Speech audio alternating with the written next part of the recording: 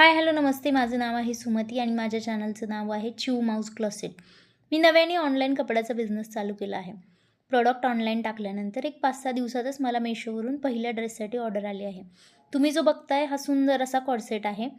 याच्या स्लीव्जलाही वर्क आहे, खाली बॉटमलाही वर्क आहे. एकदम सुंदर असा हा ड्रेस, याचा कलरही फ्रेश आहे.